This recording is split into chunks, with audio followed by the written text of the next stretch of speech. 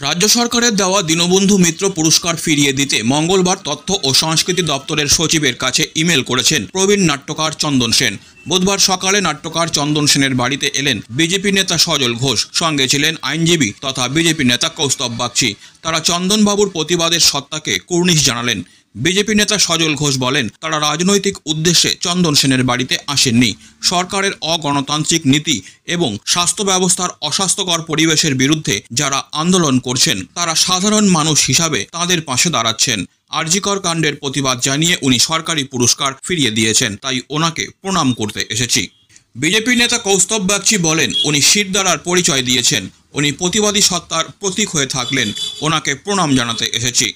অপরদিকে নাট্যকার চন্দন সেন বলেন, তার নাটক কোনো রাজনৈতিক দলের হয়ে কথা বলে না, তার নাটকগুলো সাধারণ মানুষের কল্যাণের কথা বলে। কিন্তু একজন তৃণমূল বিধায়ক পুরস্কার ফিরিয়ে দিয়ে প্রতিবাদ করতে বলেছেন, তার মানে উনি সরকারের তরফে এটা বলেছেন। যদিও তার বিরুদ্ধে এখনো পর্যন্ত কোনো পদক্ষেপ নেওয়া হয়নি, তবে তার পথ অনুসরণ করে যারা সরকারি পুরস্কার ফেরাচ্ছেন তাদের তিনি অভিনন্দন জানালেন। রাজনৈতিক দলের পক্ষ থেকে আসি, সরকারের এই যে অগণতান্ত্রিক নীতি বা সরকারের এই যে স্বাস্থ্য ব্যবস্থার যে অস্বাস্থ্যকর পরিবেশ অবস্থা, আমরা তার বিরুদ্ধে যারা যারা আন্দোলন করেছেন, যারা যারা পাশে দাঁড়িয়েছেন, আমার দল এবং আমরা ব্যক্তিগতভাবে আমরা সেই লড়াইতে আছি।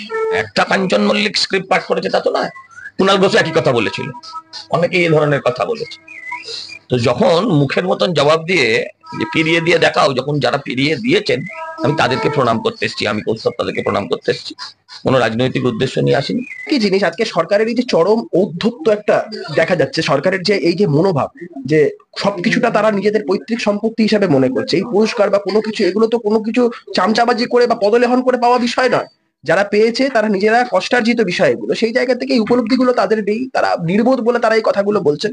কিন্তু চন্দনবাবু যেটার পরিচয় দিয়েছেন সেটা হচ্ছে শিরদাঁড়ার পরিচয় দিয়েছেন।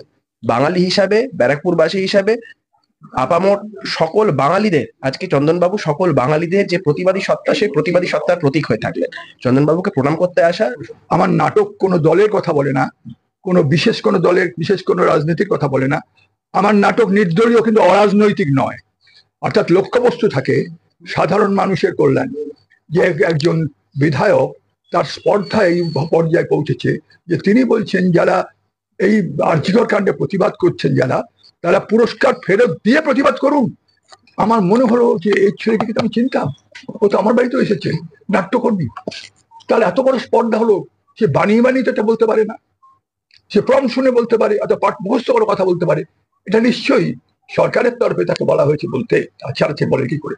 আমি সকালবেলা রাত পর্যন্ত অপেক্ষা করেছি সরকার তার বিরুদ্ধে কি ব্যবস্থা নেন, কোনো ব্যবস্থা নেওয়া হয়নি।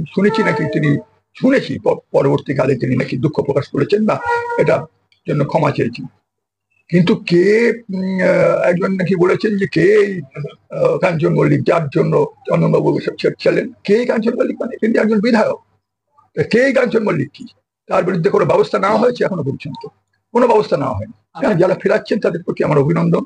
Disclaimer. This channel may not promote any violent, harmful or legal activities. All content provided by this channel is meant for an educational purpose only.